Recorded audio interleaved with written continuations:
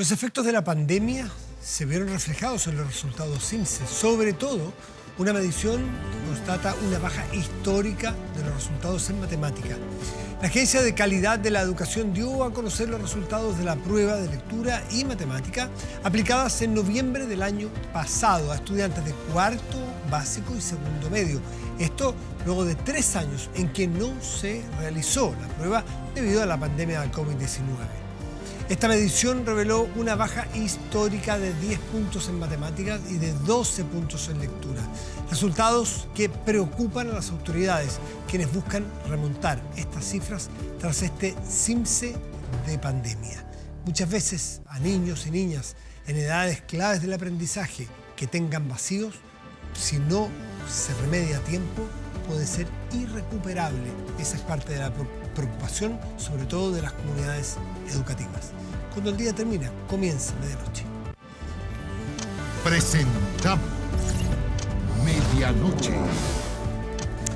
Y bueno, y retomamos con nuestros invitados de esta noche. Tenemos 2 escritores, 2 libros que están saliendo del horno. Uno en inglés de un chileno, otro de un argentino en español, lo tendremos pronto. Pero partamos por Sebastián Edwards, economista, que está con nosotros. Sebastián, ¿cómo estás? Muy buenas noches. Buenas noches, Matías. Un gusto. Gracias por estar aquí. Aquí, el proyecto chileno y la historia de los Chicago Boys. Un libro que Sebastián acaba de sacar, de hecho no está en español todavía, está publicado en Estados Unidos. Y bueno, muchas gracias por traerlo aquí a la mesa, la historia de los Chicago Boys. Sebastián tiene una característica, estudiante de izquierda en Chile que llega a la Universidad de Chicago en los años 70, cuando estaba cocinándose todo, ¿no es cierto?, la llegada de los Chicago a Chile. ¿Cómo llega este estudiante de izquierda chileno a esa universidad y qué le pasó ahí a este estudiante? Bueno, es una historia, Matías, yo creo que es bastante interesante. En el año 77 yo me metí en problemas con la dictadura a través de un artículo que yo escribí. En ese momento había mucha restricción. Y era un artículo cuestionando lo que se había planteado en ese momento, que Chile iba a crecer muy rápido sin mayor esfuerzo, algo que había escrito José Piñera, y llegó la policía política a decirle a la empresa donde yo trabajaba que tenía yo que quedarme callado, y luego una serie de conocidos y parientes me dijeron, mira, tienes que irte.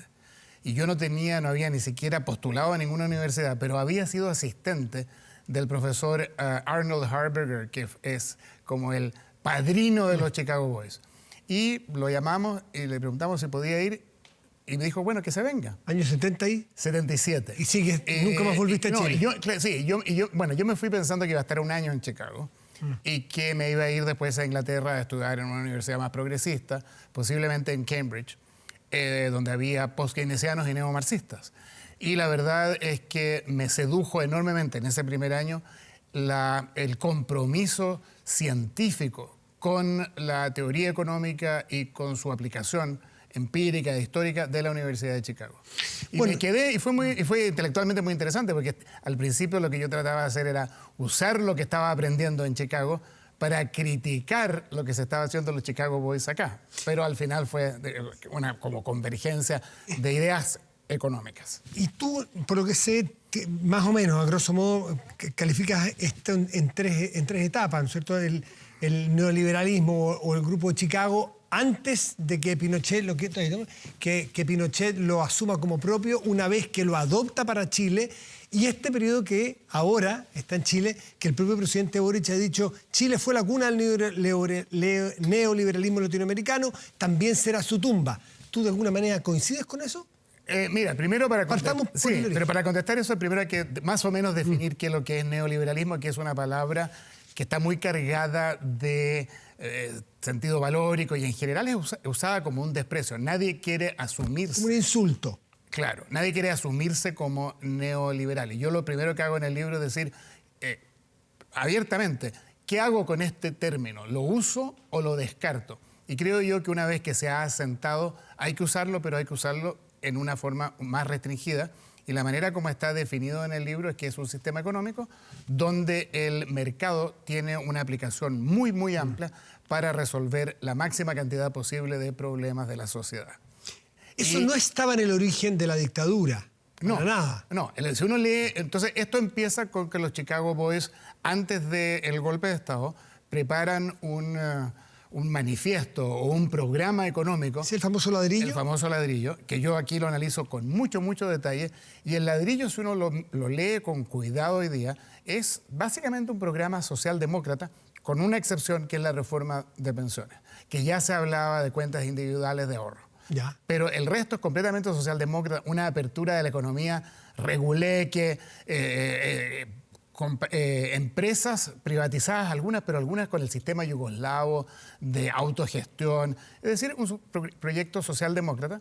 Y el problema esencial cuando entran los Chicago Boys es la inflación, que está en 400%. Y ahí es cuando viene Friedman, Milton Friedman, en marzo del 75 y propone el tratamiento de shock. Se junta con Pinochet, personalmente. Se junta con Pinochet por una hora y le propone el tratamiento de shock, y en Chile se aplica el tratamiento de shock unos meses o unas semanas, 5 o 6 semanas después. ¿Año? 75. 75. Y Pinochet viene en marzo del 75. Entonces, uno de los aspectos controversiales de este libro es que mucha gente que participó en ese gobierno dice Pinochet no tuvo nada que ver. La idea fue de nosotros, independiente de Pinochet. Friedman no tuvo nada que ver. Y la idea no fue de Friedman. Friedman no nos vino aquí a decir hagan esto. Y yo en el libro argumento, yo creo que con muy buenos argumentos, que Friedman fue esencial para que se aplicara el tratamiento. ¿Convenció a Pinochet, para decirlo simplemente? Yo creo que lo convenció. Pinochet no sabía qué hacer. Obviamente no tenía idea de economía. Y tenía dos fuerzas antagónicas. Por un lado, los Chicago Boys, planteando esta liberalización, esta revolución de mercado, y por otro lado los empresarios que no la querían porque aquí había que reducir las tarifas, globalizarse, y lo que se llamaba el comité asesor, que era un grupo de militares, generales y coroneles y almirantes, que estaban, los almirantes menos, eran más de promercado, pero el ejército y la fuerza aérea muy en contra de la revolución de mercado. Y mi teoría es que Friedman llega y actúa como un árbitro. Y le dice a Pinochet, mire, usted tiene estas dos fuerzas antagónicas y usted tiene que elegir a los Chicago Boys, y la única manera de terminar con la inflación es hacer un tratamiento de shock. ¿Por qué había inflación? Esto la gente se ha olvidado. Porque los militares no querían devolver las empresas que en el gobierno del doctor Allende habían sido nacionalizadas. Y manejaban estas empresas con tremendas pérdidas que eran financiadas por el Banco Central, manejado por los militares, imprimiendo billetes. Y la inflación era 400%, estaba pegada en 400. En virtud del tiempo quiero pegarme un salto del neoliberalismo de los Chicago, que fundan los Chicago en el año 75, y voy a volver al retorno a la democracia. Porque tú dices en algún momento que el momento más, no sé si virtuoso, donde más se aplica el neoliberalismo es a partir del regreso a la democracia con Alejandro Foxley. Bueno, no es que es donde más se aplica necesariamente, pero es el momento, es el punto de inflexión, ¿no? En que termina la dictadura. El modelo no ha dado buenos resultados. Si uno toma los 17 años de la dictadura como un todo, está empezando a despegar la economía con la llegada de Vigil y los últimos, del 85 al 89. Y Foxley, que había sido el líder de la oposición, porque como no se podía hacer política, la única manera de discutir política era en economía, y ese plan era el gran baluarte intelectual de la oposición, Alejandro Foxley se da cuenta que en el año 90, que ha caído el muro de Berlín, que Felipe González es el presidente del gobierno de España, que la globalización está agarrando vuelo, que Chile tiene que profundizar esas reformas. Y le agregan, claro, algunos proyectos de la red de sostención social, se permite la participación de los sindicatos más que lo que la dictadura quería, se hacen algunos proyectos, pero yo creo que ahí empieza lo que yo llamo la tercera etapa del neoliberalismo, que yo la llamo como neoliberalismo inclusivo. Entonces yo creo que el neoliberalismo en Chile, no lo estoy usando como una mala palabra, es como definir un sistema en que el mercado es muy amplio, se usa para todo, ¿ya? O para casi todo. Primero hay un neoliberalismo ortodoxo, después un neoliberalismo pragmático con Vigil al final de la dictadura, y después un neoliberalismo inclusivo durante la concertación. Y esos son los resultados de los famosos 30 años, que siempre mucha gente dice son los mejores 30 años de desarrollo. Se produce un milagro económico, se produce que Chile estaba en un nivel de ingreso per cápita como Ecuador y Costa Rica, idéntico. El 90. El año 87-88. $3.928, el otro 27, el otro 24. Hoy día Chile tiene el doble de Ecuador, un décimo de la pobreza de Ecuador, o un octavo, y tiene 50% más de ingreso per cápita que Costa Rica y mejor distribución del ingreso que Costa Rica. Hay un milagro económico. Y eso son los mejores 30 o 20 años, como dice el presidente Lagos, ¿no? Y es la mezcla, a tu juicio, de la confluencia del modelo económico que hereda y las posturas más abiertas y sociales de la concertación. Claro, yo creo que es eso, es entender que el mundo ha cambiado, que ya la Guerra Fría ha terminado, que la globalización da oportunidades, el boom de exportaciones de Chile, lograr las inversiones extranjeras. Y ese es el gran milagro, pero que empieza a perder fuerza hacia el final. Y tenemos estos últimos años en que no hemos crecido nada y estamos estancados. Parafraseando Serrat en una canción que dice, ellos nos han enterado, dice de otro tema, pero lo voy a poner para el neoliberalismo. No se han enterado que el neoliberalismo está muerto y enterrado. Bueno, eso yo escribí una columna porque la Mariana Mazzucato vino a Chile y dijo que venía a mirar la muerte, y yo le dije, bueno, llegó tarde al velorio, porque ya se murió hace un rato. ¿Ya no hay neoliberalismo en Chile? Bueno, está agonizando. Te empieza a morirse con el CAE, con la PGU, desde luego, es una nueva, y estamos moviéndonos hacia un capitalismo más inclusivo y más socialdemócrata. Y vamos a terminar. No es que hay gente que dice, porque tú y yo hablamos en la mañana en la radio, hay gente que dice, Edwards, no sé qué. No, yo no estoy diciendo que vamos a hacer Cuba, estoy diciendo, vamos a tener, es la tendencia que yo observo, un capitalismo, ojalá que dinámico y normal, pero capitalismo al fin, eso creo yo. Tú le pones capitalismo dinámico. Inclusivo y ojalá que dinámico. Inclusivo y ojalá dinámico. Con ese modelo que tú estás viendo, que es confluencia de varias cosas, ¿podremos volver a crecer al 5? ¿Podremos volver a reducir las tasas de pobreza? Bueno, tienen que cambiar mucho las políticas que este gobierno había planteado, que son políticas muy nostálgicas, y estoy viendo positivamente parece y ojalá está sucediendo eso. Me encanta que haya salido al principio del programa acá el senador Lagos Weber hablando oficialmente, supongo, porque viene saliendo de la reunión con el presidente en Cerro Castillo, habla del pacto fiscal. Hace 2 semanas o 3 semanas se hablaba de la reforma tributaria y del impuesto al patrimonio. Y ahora estamos hablando del pacto fiscal. Parece haber una confluencia y ojalá que resulte. Y creo que hay algunos grupos en el gobierno, en la coalición, muy recalcitrantes y que van a tratar de impedir eso. Y me da mucho gusto lo que escuché al senador Lagos Weber. Bueno, el libro, esto es sencillamente un adelanto chico por el tiempo, pero aquí está el libro. ¿Cuándo sale en castellano? O ya está en Kindle, ¿no? Está en Kindle en inglés. Los que quieran leerlo en inglés pueden leerlo. En castellano va a ser publicado por Ediciones UDP. Ellos tienen los derechos, ya los han adquirido y están en el proceso, esa editorial, claro, de Matías Rivas y Felipe Gana, que son los que lideran la editorial, están empezando el proceso y no sé cuándo va a salir en castellano. Ya, pero lo pueden comprar para los que quieran leerlo en inglés, ya está en Kindle. O para los que quieran, o que lo quieran tener, porque es un libro muy colorido, muy bonito, tiene una estrella. Sebastián Edwards, muchas gracias por estar aquí. Matías, como siempre, un gusto verte. Gustazo. Vamos a hacer una pausa, volvemos, espérenos.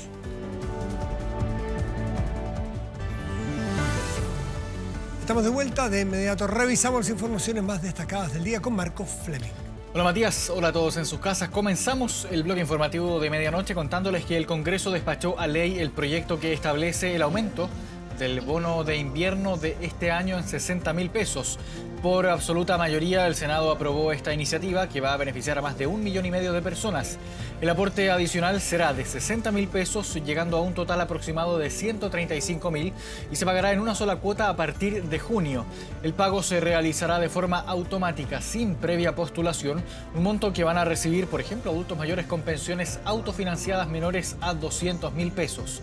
Cabe recordar que esta medida fue anunciada por el presidente Gabriel Boric hace 2 semanas en la cuenta pública con el fin de mitigar los efectos del alza de la inflación.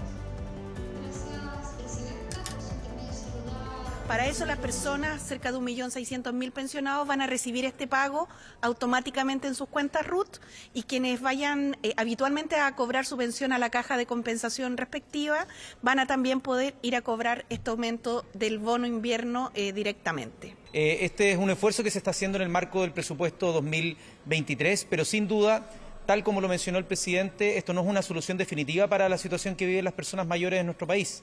Y por eso es que la ministra Jara recalcó también en el hemiciclo ahora del Senado la importancia de retomar las conversaciones para poder generar soluciones definitivas en torno a un sistema de pensiones reformado. Por eso que este bono nosotros lo valoramos y la oposición de forma unánime lo hemos apoyado, porque entendemos que tenemos que concurrir a un segmento importante de la ciudadanía, como es los pensionados. Quizás no es el bono esperado porque los recursos no hay, pero nosotros esperamos que este bono se repita, primero por la inflación y segundo porque este invierno va a ser muy duro.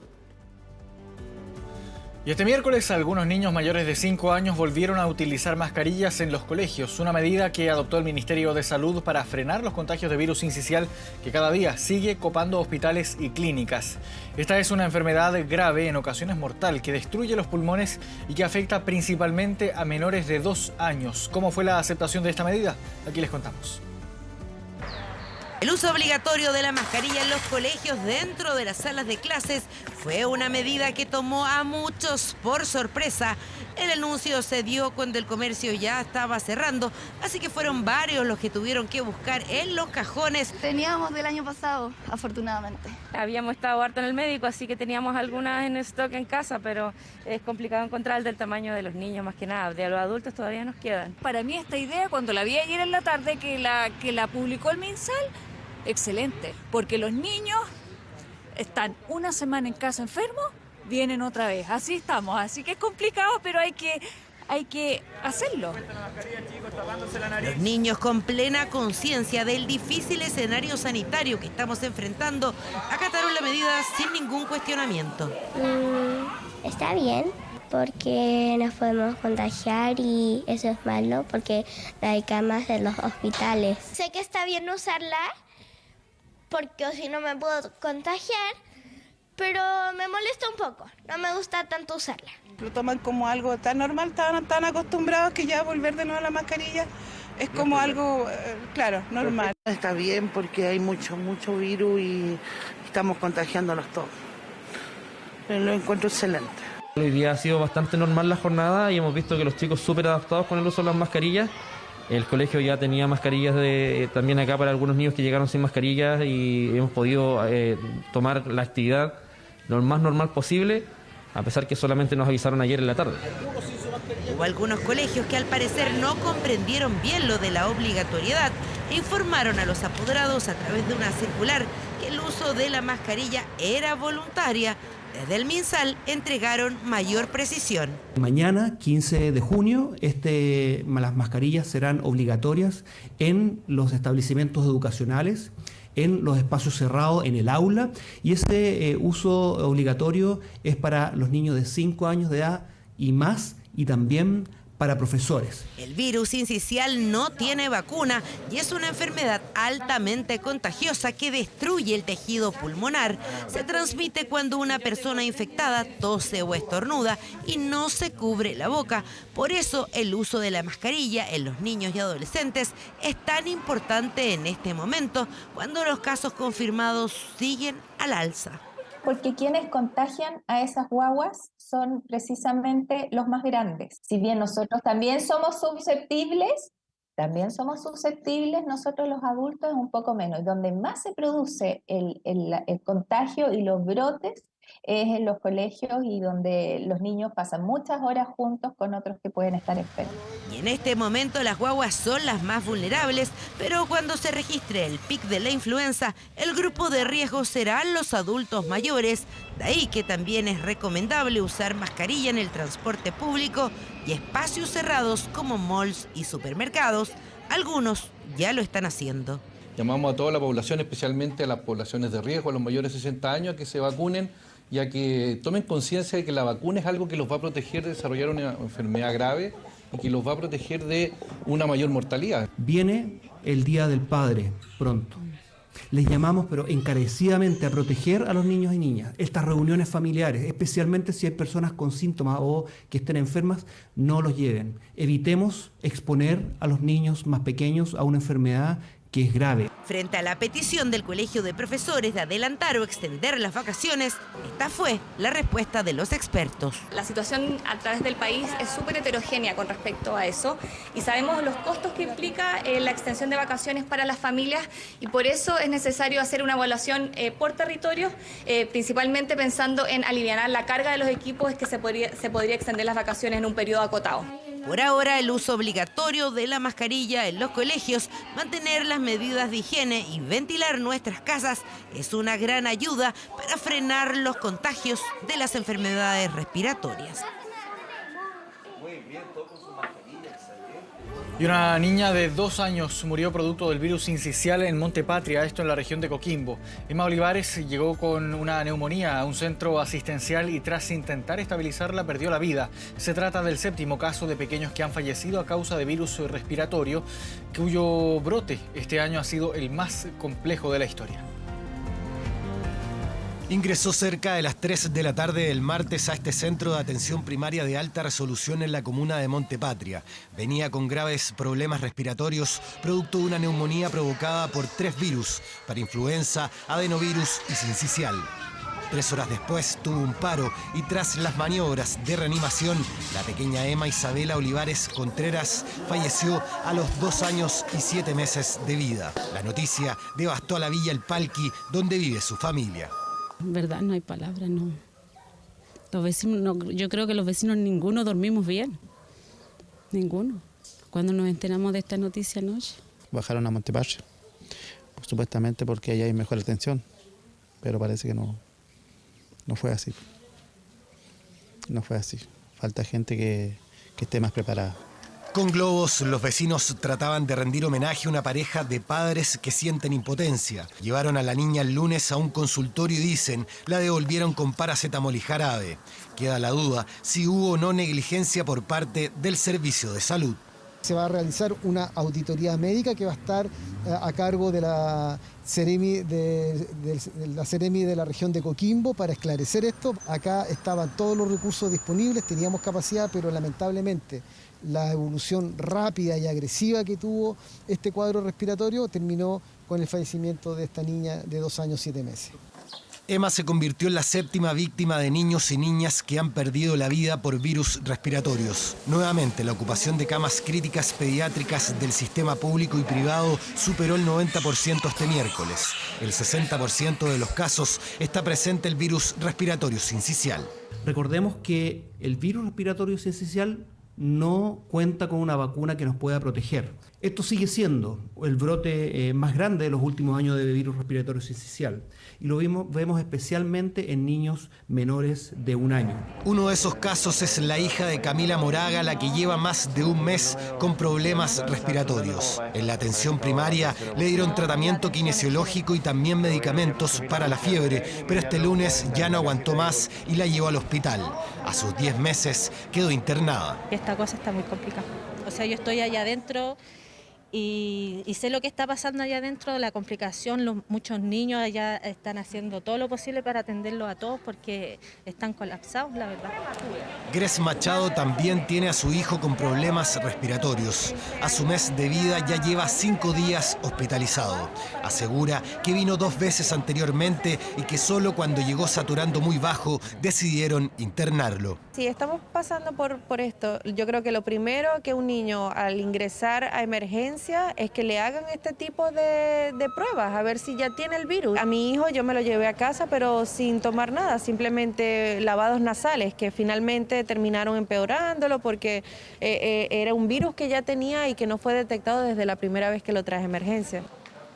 Este miércoles, la ministra de Salud, Jimena Aguilera, junto al nuevo subsecretario de Redes Asistenciales, Osvaldo Salgado, recorrieron el Hospital Pediátrico Ezequiel González Cortés.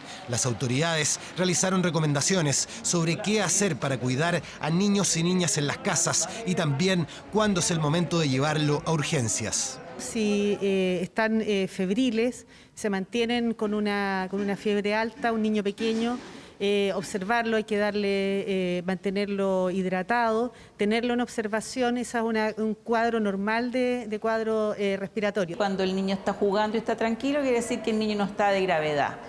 Pero si aquí el niño está decaído, no quiere jugar, no quiere comer, ha tenido fiebre mantenida por más de 2 días con temperatura importante sobre 38,5, uno dice hay que evaluar. Los expertos también aconsejan no medicar sin previa consulta a los niños y niñas que generen cuadros de fiebre por virus respiratorios, ya que los pueden poner en peligro. La recomendación fundamental es que usen el medicamento que le han dado en la atención primaria para otros cuadros similares, que no vayan a darle medicamentos de tipo automedicación, porque eso también es muy riesgoso para los niños. Las dosis de los niños son muy rigurosas en relación con su peso.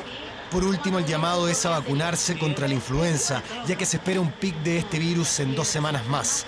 La idea es evitar una nueva sobrecarga a la red de salud, la que enfrenta días complejos frente al brote de virus respiratorio sincicial más grande de la historia. Durante la jornada, el Ministerio de Salud realizó un nuevo balance por la crisis sanitaria y la alta circulación de virus respiratorios, donde se informó una ocupación de camas críticas pediátricas que llega al 92% a nivel nacional. En esta línea, la jefa de la División de Gestión de la Red Asistencial, Fabiola Jaramillo, aseguró que hay 1.270 camas críticas pediátricas habilitadas en el sistema público-privado, alcanzando un 91,9% de ocupación en el sistema público y 92,4% en el sector privado. Por su parte, las regiones de Tarapacá y Ñuble no tienen camas disponibles. El virus sincicial sigue siendo el principal virus respiratorio que afecta a niños y niñas, representando el 60% de los casos que han llegado al sistema de salud. Y los efectos de la pandemia se vieron reflejados en los resultados del CIMSE 2022, sobre todo en la medición que constata una baja histórica en los resultados de matemáticas. La Agencia de Calidad de la Educación dio a conocer los resultados de las pruebas de lectura y matemática aplicadas en noviembre del año pasado a estudiantes de cuarto básico y segundo medio. Esto luego de 3 años en que no se había realizado esta prueba debido a la pandemia del COVID-19. Esta medición reveló una baja histórica de 10 puntos en matemáticas y de 12 puntos en lectura. Resultados que preocupan a las autoridades, quienes buscan remontar estas cifras tras este CIMSE que fue catalogado como de pandemia. Hago un llamado a hacer los análisis de estos resultados considerando un contexto de una pandemia que amplificó en algunos casos los resultados que tenía el país, pero no olvidemos que hay desafíos que el país ya tiene en la DECA, y lo podemos ver en los gráficos de la DECA, previos a la pandemia, desafíos de los que también nos tenemos que hacer cargo. Los resultados que nos entrega Gino nos reafirman, ¿no es cierto?, que tenemos un importante desafío en términos de aprendizaje hacia adelante. Estamos absolutamente conscientes y preocupados de aquello que tenemos que hacer. Estas estimaciones probablemente confirman, ¿no es cierto?, este descenso en matemática. Si bien hoy día tenemos un resultado que se advierte no significativo en el caso de la lectura, que es alguna de las preocupaciones, eso no significa que tenemos que dejar de seguir insistiendo en nuestros esfuerzos. En ningún caso podemos conformarnos con estos resultados. Lo que tenemos que hacer es ponernos a trabajar permanentemente. Vamos a cambiar de tema, vamos a hablar de política con información ocurrida durante esta noche. El presidente Gabriel Boric encabezó un nuevo cónclave oficialista, un comité político ampliado en Cerro Castillo, donde se abordaron diversos temas relacionados al pacto fiscal, reforma tributaria y previsional. Patricia Flores tiene los detalles desde Viña del Mar. ¿Cómo estás, Patricia? Buenas noches. Buenas noches, así es, nosotros en las afueras del Palacio Presidencial, una semana marcada por las reuniones. Esta noche, esta madrugada no ha sido la excepción. De hecho, hace solo momentos atrás se acaba de terminar un cónclave del oficialismo precedido por el presidente de la República, Gabriel Boric. Bastante importante esta cita, comenzó a eso de las 20 horas con la llegada de diferentes parlamentarios que hicieron su ingreso. Logramos tomar sus impresiones al respecto. Era bastante importante el día de hoy para ellos porque de cierta manera podrían definir y sellar el pacto fiscal y de esa manera también discutir la reforma previsional y la reforma tributaria. Ustedes comprenderán que estas son propuestas dadas en un momento bastante dado de la política y también definir las estrategias para ir avanzando en estas propuestas gubernamentales que necesitan en este momento del apoyo de los partidos de oposición. Terminó esto hace tan solo momentos atrás, salieron los diputados, los senadores de las bancadas oficialistas. Nos señalaban sentirse bastante conformes con esta reunión con el presidente, ya que se pudo de cierta manera también levantar las estrategias para poder ir avanzando en estas propuestas gubernamentales. Teníamos las impresiones al respecto de senadores, de diputados. Muchos de ellos nos decían que fue un buen pacto fiscal lo que pudieron hablar el día de hoy, con una propuesta robusta por parte del ministro Marcel y que también podría financiar algunos dolores, como ellos señalaron, propios que existen todavía dentro a nivel nacional. Requiere en este momento de 11 votos por parte de la Cámara de Senadores. Es ahí en donde la estrategia comunicacional, nos señalaron, va a ser clave para de una manera pedagógica explicar lo que el día de hoy pudieron conversar y encontrar los apoyos que no obtuvieron en ciertas instancias. Sin más preámbulos, los invitamos a escuchar parte de las impresiones que logramos obtener durante esta jornada. Pongan mucha atención. Fue una muy buena reunión, quiero decir, muy concurrida, en donde se abordó de manera muy transparente cómo hacer para alcanzar un entendimiento respecto al llamado pacto fiscal. Y que la derecha también entienda que esto no es un capricho, esto va a ir en beneficio, esta recaudación directamente a la clase media y directamente a la clase más necesitada de nuestro país. Creo que el pacto fiscal que propone el presidente Boric es más necesario que nunca para primero financiar un sistema nacional de cuidados, para aumentar la PGU. Si queremos financiar una pensión garantizada universal, eso cuesta más de 2.500 millones de dólares. Por tanto, la gran pregunta es de dónde se obtienen los recursos. Aquí se requiere poder convocar a todos los actores y que tengan la capacidad de poner por delante los intereses del país por sobre los intereses de los partidos políticos.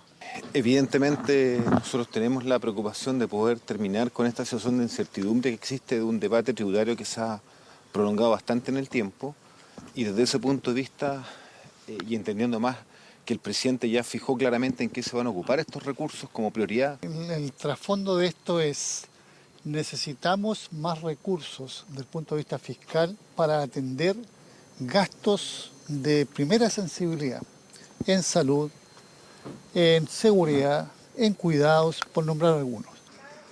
Ahí escuchábamos estas impresiones, insistir con el diálogo, una jornada que los ha dejado bastante más tranquilos, encabezado por un presidente que nos decían, se muestra llano al diálogo y también en encontrar las fórmulas y las estrategias para ir avanzando con una agenda, una construcción de una agenda social, pero también en las propuestas cimentadas en algún momento desde el gobierno. Seguiremos muy atentos a toda esta información, a todo lo que pueda surgir esta semana bastante ajetreada con respecto a la presidencia.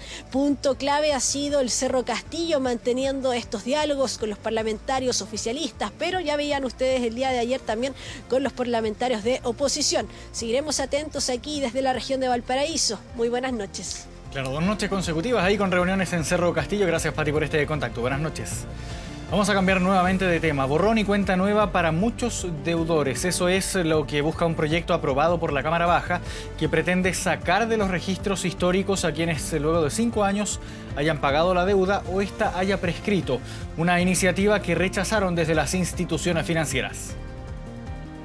Una discriminación porque si la persona hizo un esfuerzo no tendría por qué quedar con una mancha en el sistema. Pagué lo que había dicho alguna vez cuando más jovencita y al final no me borraron nunca. Un traspié con el que ha tenido que convivir por años. Marcela tuvo una deuda que, como ella nos cuenta, le manchó los papeles, pese a que con el tiempo la pagó. Una situación que no le ha permitido en algunas ocasiones acceder a créditos con instituciones financieras. No pude sacar un crédito en ese banco que en su minuto me daba una X tasa y era con ellos mismos. Incluso la deuda estaba prescrita, estaba pagada y todo lo demás, y seguía en el histórico. Yo creo que es una carga que no corresponde. Y justamente esa carga es la que pretende quitar un proyecto de ley que fue aprobado por la Cámara de Diputados y que ahora se discutirá en el Senado. Se trata del derecho al olvido financiero, una iniciativa que busca borrar de los registros históricos las deudas de más de 5 años que hayan sido pagadas o estén prescritas y que actualmente permanecen en los libros de las instituciones financieras. Si tú pagas una deuda, tu acreedor tiene la obligación de eliminarte del registro de morosos. Sin embargo, la industria financiera maneja registros históricos. Siguen en libros, siguen en sistemas de información internos de la banca que, no obstante no tener antecedentes comerciales, se les niegan productos crediticios. Borrón y cuenta nueva que celebra Marcela, quien asegura que le hacen un favor a cientos de personas que ya cumplieron. Para salir adelante de esas mismas situaciones uno requiere una mano y se te cierran las puertas. Ese es el problema, que si tú ya pagaste no deberías seguir con una sanción encima. Eso es como lo injusto, ¿no? Entonces, ¿Es bueno que para ustedes creen? No, que es absolutamente. Yo creo que es un acto de justicia. Sin embargo, este proyecto ha traído división entre expertos e instituciones financieras. Por un lado, sus defensores aseguran que va en la línea correcta con la igualdad de condiciones y el cuidado de datos. El principio de igualdad y la no discriminación. Una persona sin antecedentes comerciales que cumple los requisitos objetivos para ser sujeto de crédito, tener cotizaciones previsionales, tener contrato de trabajo y tener una renta determinada, no tiene por qué ser discriminada por en su pasado haber tenido un traspié económico. Y por otro, señalan que debilita el sistema de pago, afectando el acceso al crédito y la formalidad financiera. El proyecto obliga a eliminar los registros de datos, impidiendo la gestión de cobro, debilitando así los incentivos a un sano cumplimiento de las obligaciones financieras. Es por ello que reiteramos la importancia de apoyar iniciativas que promuevan la formalidad financiera. El proyecto está mal diseñado porque al revés de lo que busca terminará por perjudicar a los buenos pagadores.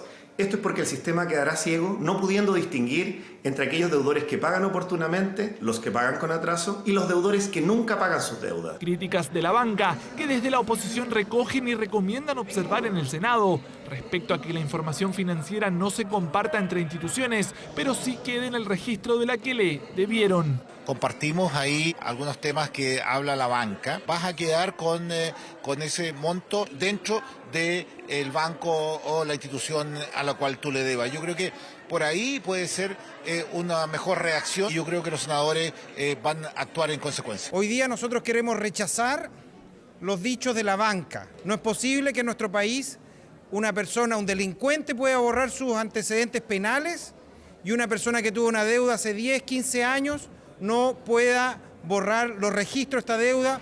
Un proyecto en donde el Senado tendrá la decisión final en una materia delicada como lo es el endeudamiento, que hoy por hoy aflige a una parte importante de la población que no tiene otra opción para financiar sus necesidades.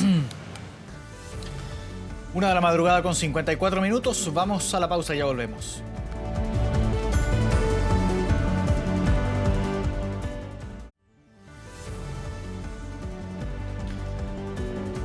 Estamos de regreso en medianoche, 2 de la mañana en punto. Chile y la Unión Europea firmaron acuerdos para impulsar la industria del hidrógeno verde en el país. De esta forma, Chile se posiciona como líder en este campo.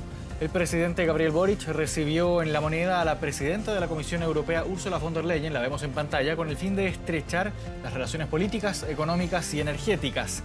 Una vez terminado este encuentro, firmaron 2 iniciativas de cooperación. El primero es el proyecto Team Europe para el desarrollo de hidrógeno renovable en Chile, que busca fomentar la cooperación de la Unión Europea y sus Estados miembros con Chile en el desarrollo de su economía de hidrógeno renovable. La segunda iniciativa, denominada Fondo Team Europe de Hidrógeno Renovable en Chile, será gestionada por Corfo y se va a centrar en el desarrollo de proyectos de producción y aplicaciones de hidrógeno verde en el país. Este fondo permitirá movilizar mayor financiamiento privado y público para los proyectos. Su paso por Chile responde al interés en intensificar la vinculación entre Chile y la Unión Europea. Pero además hemos conversado de otros temas que son importantes, porque la antigua relación entre Chile y la Unión Europea ha ido adquiriendo una densidad que transforma a la Unión Europea en uno de nuestros principales socios internacionales, no solo en términos comerciales, sino también culturales y políticos. Tenemos valores compartidos y en momentos en que en el mundo los derechos humanos y la democracia están bajo amenaza, profundizar los vínculos entre quienes tenemos estos valores compartidos es tremendamente importante y relevante. Para nosotros es muy importante que las empresas de pequeña y mediana escala se beneficien de reglas simples cuando trabajen, hagan negocios en Europa. A veces se ha complicado eso. Por lo tanto, hemos simplificado las reglas para el acceso a pequeñas y medianas empresas. Esto también fomenta que nuestros inversores puedan venir a Chile.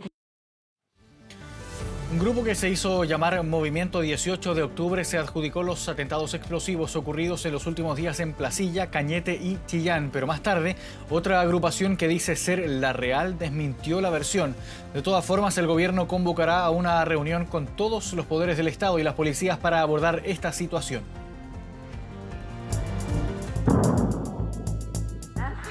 Ahora ya como en el bosque se ve como una luz. Torcida por completo y con claras señales de querer ser derribada, así amaneció esta torre de alta tensión en el límite de las comunas de Cañete y Los Álamos en la región del Biobío. Ese fue el estruendo de anoche, parece, chiquillo, miren. Pusieron como una bomba, yo creo, porque va a doblar estos fierros. 3 explosiones en distintos puntos del país y en menos de una semana. El Ministerio Público ya investigaba la instalación de artefactos explosivos en torres de alta tensión en Placilla y Cañete. Pero este martes se sumó un nuevo estallido en el puente ferroviario Itata. El impacto del ruido, en términos de alcance, tiene una cobertura de casi 8 kilómetros, lo cual evidentemente levanta una alerta en esta materia. Por otro lado, las pericias definieron un radio hacia ambas direcciones de 1.5 kilómetros. En el caso del puente, yo me atrevería a decir que por lo menos fueron 2 o 3 que sincronizadamente explotaron en el mismo minuto, en el mismo segundo, a través de un sistema de activación que puede haber sido de eléctrico o de fuego. En un principio no se tenían mayores antecedentes de estas explosiones que afectaron infraestructura crítica o si estaban vinculadas de alguna forma, pero este miércoles un grupo que dice llamarse Movimiento 18 de Octubre se adjudicó la autoría de los 3 ataques. La información se conoció a través de un comunicado que fue difundido por el medio El Ciudadano. Como Movimiento 18 de Octubre nos hacemos responsables de los 3 ataques con explosivos a infraestructura capitalista, sabotajes efectuados en Valparaíso por el comando Mauricio Arenas Bejas, en Biobío por el comando Lafkenche Pilmaiquén y en Ñuble por el comando Luisa Toledo. El movimiento no tiene redes sociales y poco se sabe de los denominados comandos. Son criminales, son terroristas, son personas que no creen en la democracia, son personas que no tienen respeto por las actividades de las personas que trabajan en las distintas formas de ganarse la vida que tiene la población del Biobío. Ninguna reivindicación, ninguna demanda, por legítima que sea, puede poner en riesgo o puede generar una acción que ponga en riesgo la vida, la integridad, la seguridad de personas inocentes. Ataques como el ocurrido en Chillán, para algunos especialistas, demuestran un gran conocimiento en la manipulación de explosivos. Ahí estamos hablando de que hay un conocimiento, de que hay una expertise y hay una utilización clara y eficiente en relación al tipo de elemento explosivo que se tiene que utilizar, en este caso de la familia de los altos explosivos, para poder provocar ese tipo de daño tan puntual. A través de redes sociales, quienes aseguran ser el verdadero Movimiento 18 de Octubre señalaron que no existe ninguna relación entre nosotros y aquellos que se adjudican atentados con explosivos contra obras de infraestructura civil. Durante la jornada, el subsecretario del Interior, Manuel Monsalve, sostuvo una reunión telemática con el fiscal nacional Ángel Valencia. Hemos tenido una reunión de coordinación en materia de persecución penal y de colaboración de parte del gobierno para aclarar estos hechos. Además, se reunirá este jueves con el fiscal metropolitano sur, quien está a cargo de estas indagatorias, para iniciar un trabajo coordinado. En los 3 casos, el gobierno se creyó por ley de control de armas y no por ley antiterrorista. Los países desarrollados que han tenido expresiones de este tipo cuentan con leyes antiterroristas modernas. Y el problema de la que hoy día tiene Chile es que es ineficaz. Nos hemos comprometido a ingresar un paquete de modificaciones a la actual legislación durante el segundo semestre. El presidente nos ha instruido para que los próximos días o durante mañana o pasado convoquemos una reunión a los poderes del Estado, también a las policías, Carabineros y la PDI, al fiscal nacional y a las autoridades del Ejecutivo que tienen competencia en esta materia, una reunión para analizar los antecedentes que los distintos organismos tienen. Episodios que llaman la atención y preocupan debido a la planificación, concertación y manipulación de explosivos en estos 3 casos. Y atención porque por tercer día consecutivo la delegación presidencial declaró alerta ambiental para la región metropolitana. Con el objetivo de resguardar la salud de las personas, las autoridades establecieron decretar esta medida por las malas condiciones atmosféricas y de ventilación que siguen afectando a la cuenca de Santiago. Hay que recordar que entre las medidas que se implementan con esta alerta ambiental está la prohibición de encender calefactores a leña y derivados de madera en todas las comunas de la región. La medida será fiscalizada por la Seremi de Salud en conjunto con Carabineros y los valores de las multas van a depender de cada municipio.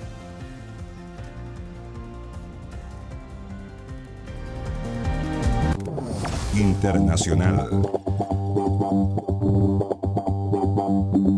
Revisamos noticias del mundo en medianoche y les contamos que miles de personas, las vemos en pantalla, llegaron hasta las afueras de la Catedral de Milán para el funeral de Estado de Silvio Berlusconi. Italia está de luto por la muerte del ex primer ministro, cuestionado también por sus problemas judiciales, con las banderas a media asta en todo el país. Fueron miles los italianos que se congregaron ante la catedral para participar del funeral de quien fue 3 veces primer ministro. Los seguidores de Berlusconi vieron la misa a través de pantallas gigantes que fueron instaladas a las afueras de la catedral. Además de la familia y seres queridos de Berlusconi, asistieron también autoridades nacionales y europeas como el presidente italiano Sergio Mattarella y la primera ministra Giorgia Meloni. Algunos exfutbolistas también de los equipos que presidió el ex primer ministro también llegaron hasta el funeral. Su cuerpo será cremado y reposará en la capilla de su residencia en las afueras de Milán. En abril, recordemos, Berlusconi fue tratado por una infección pulmonar relacionada con la leucemia crónica que padecía. Ha sido muy conmovedor porque a pesar de que su vida estuvo llena de cosas no amigables para todos, fue un gran hombre, un gran estadista, un gran político.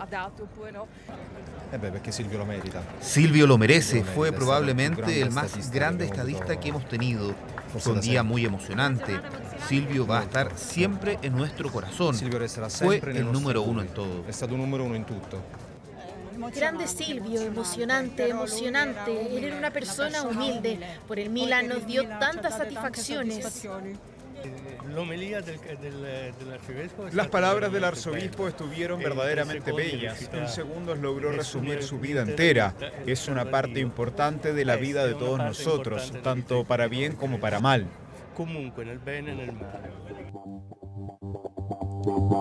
2 de la mañana con 9 minutos. De esta forma llegamos al final del bloque informativo de medianoche. Agradecemos su sintonía. Volvemos ahora con Matías del Río. Bien, Marco, muchas gracias. Vamos a la pantalla grande de nuestro estudio. Revisamos nuestro portal de contenidos y noticias 24horas.cl, que en este momento destaca lo siguiente. Miremos, bueno, tiene que ver con lo que va a ocurrir. 3 grados bajo cero. Va a ocurrir, son heladas que llegan a la región de Coquimbo, Maule, según la Dirección Meteorológica, en las próximas horas. 5 regiones con esta temperatura, que es una advertencia agrometeorológica, con las heladas fundamentalmente, además del frío que podemos pasar. Detalles 24horas.cl. Revisamos el tiempo para hoy jueves en Santiago. Partamos por la capital, que estará despejado con 22 grados de máxima probable. En tanto, en Talca, en la región del Maule, habrá cielo despejado, pero 16 grados de máxima probable. Con esta información nos despedimos. Agradecemos su atención. Los dejamos invitados a seguir atentos a las pantallas de TVN y todas sus plataformas. Muy buenas noches y gracias por venir.